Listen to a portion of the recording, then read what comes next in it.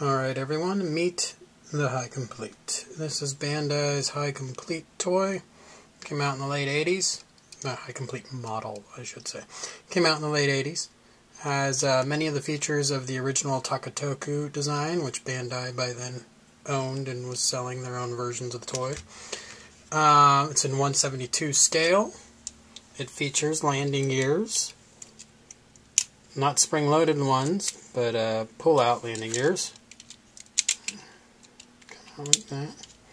They're very reminiscent to what Toynami later would do with the MPC line. And here you go, the front landing gear here. The gun attaches in fighter mode, but the gun is on sprues, and I am not going to unsprue my gun just for the sake of a toy review. So here it is with the landing gears out. You'll notice if you look underneath, another cool feature, hooks to grab the aircraft carrier wire. I don't think you see that on any other VF-1 toy ever.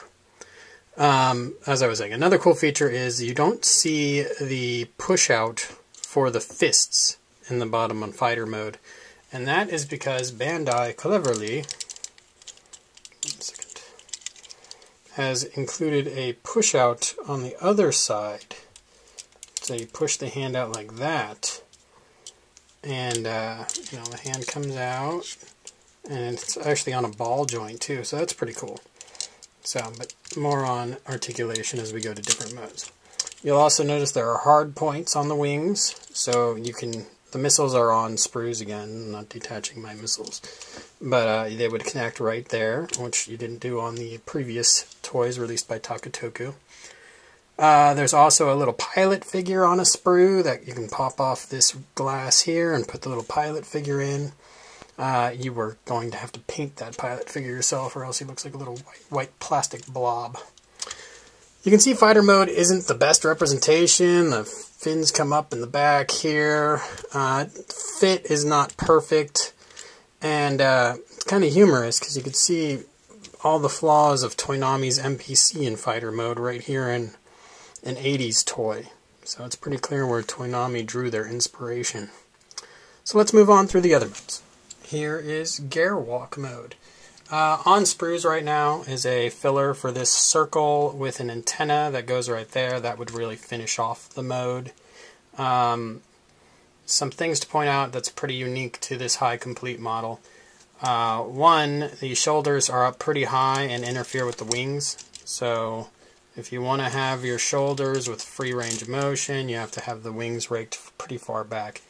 Unless you cheat just a little bit and unlock the shoulders from this sensor mode in the leg by bringing the legs down a little bit, that will let you swing the wings forward a little more.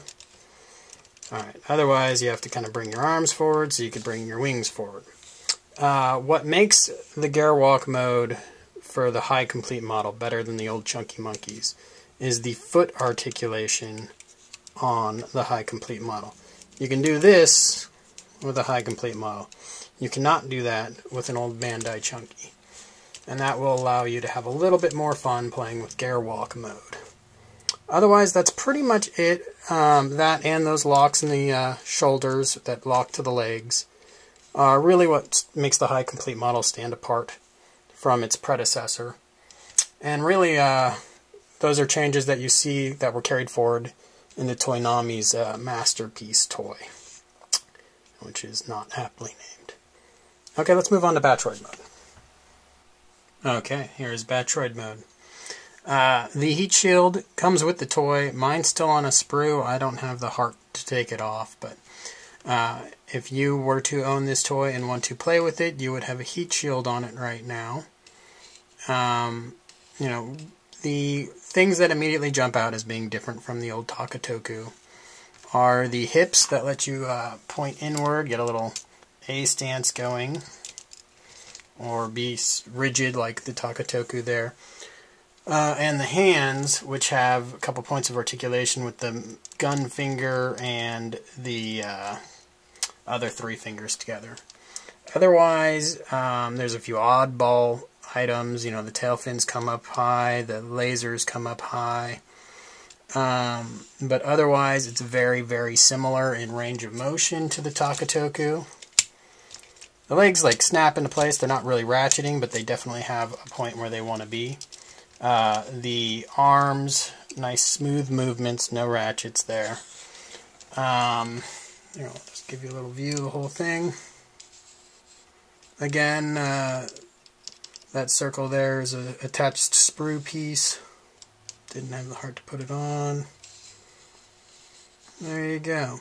So if you're familiar with the Takatoku 155 or the Bandai re-releases, or even Toynami's MPC, you pretty much know what you're getting here, but it's in 172 scale, and it does have that articulated hip point.